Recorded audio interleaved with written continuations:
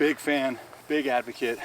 Talk about this a lot in multiple different components of the game of baseball, but deviation, throwing and deviation, this was a subject that got brought to my attention first by Randy Sullivan of the Florida Baseball Rants. So when he came on the podcast, we talked about how, everyone is quick to, demonize long toss and weighted balls and all these things. In reality, it's building arm path athleticism. And you think about people that get overuse injuries in factories, they're just repetitive motion injuries. We're doing the same exact movement over and over again. You're using the muscles in the exact same way over and over again. And Rob Gray was brilliant about this when he talked about weighted ball training in our summit recently. You want the system to be stable yet flexible, right? Stable, but when it gets perturbed, it needs to be able to right itself, right? So I think of the movement of pitching. If you've ever watched the Winter Olympics and you've seen the luge, remember the luge guy? He's on the little sled by himself. He's going down the sled, right? And if he goes with a small bandwidth of deviations, he wins the race, right? But if he's like all over the place like this, now he loses. We got to take this movement that guys are doing and turn it into this, but it can't be rigid. It can't just be one movement, because the first time he gets an ice rut or a gust of wind, he's off the course. The first time you step in a hole where the opponent's foot is in a different place, which is every time, or the first time the ball's wet or the umpire's squeezing you, or you just get outside of your movement a little bit, you've never rehearsed getting it back, right? And so that's the flexibility part, right? And Rob pointed out that weighted ball training isn't really about the stability of the system. It's about the flexibility of the system.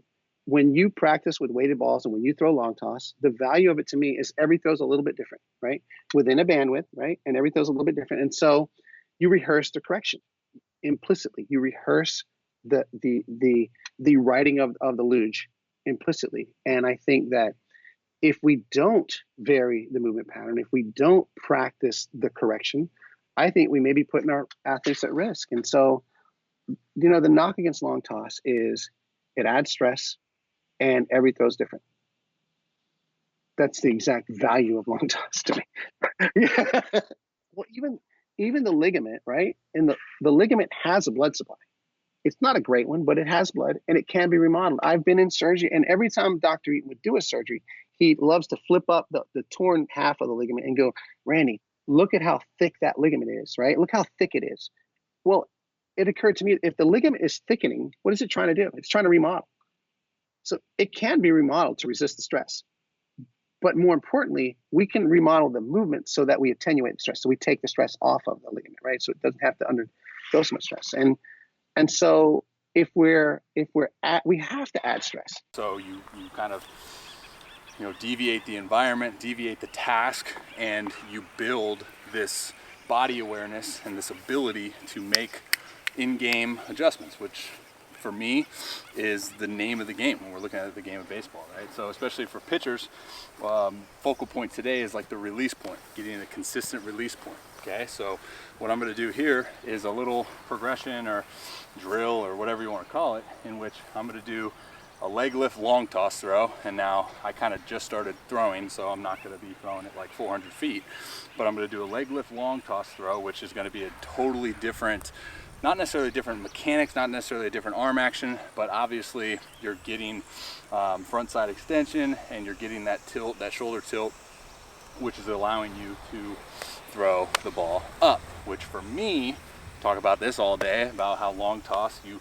throw up, right? Which is gonna best allow you to feel on top of the ball. So that's exactly what we're gonna do.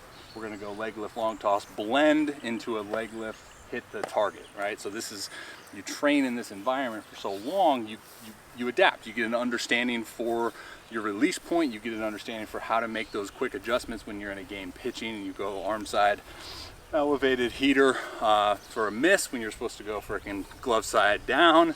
And so now you're, instead of panicking and going, holy smokes, that wasn't where I wanted, you have the ability to make those adjustments on the fly. And again, these adjustments are extremely little in the game, and they're very broad here when we're doing this, because obviously when you're throwing long toss, you're getting that rainbow throw, your release point's different, a little bit of the physical mechanics is different compared to flat ground throwing into that target. So this is what it's going to look like, just to give you a visual. If you want to try it out, you can. If you don't want to try it out, you don't have to, but I appreciate you watching.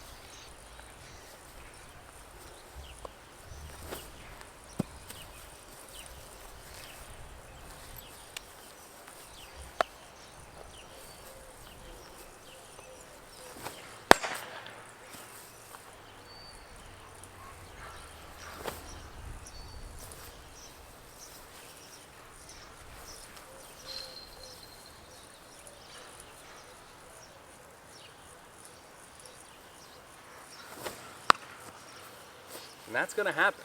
That's okay.